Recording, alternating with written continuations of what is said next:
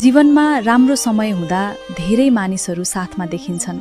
सबैले आफ्नोपन देखाउँछन्, मिठा कुरा गर्छन् र नजिक हुन खोज्छन्। तर वास्तविकता तब थाहा हुन्छ जब समय खराब चलिरहेको हुन्छ। कठिन अवस्थामा धेरै अनुहार बदलिन्छन्, धेरै साथहरू टाढा जान्छन्।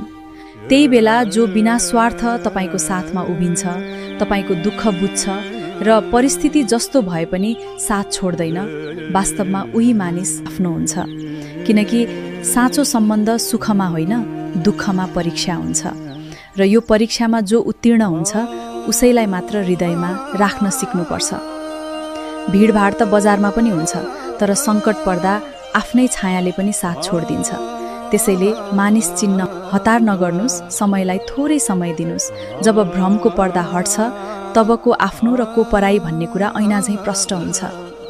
अन्ततः खराब समयले तपाईको जीवनबाट धेरै मानिसहरू त लैजान्छ, तर बाँकी उसैलाई मात्र छोड्छ जो तपाईको लागि अमूल्य हुन्छ।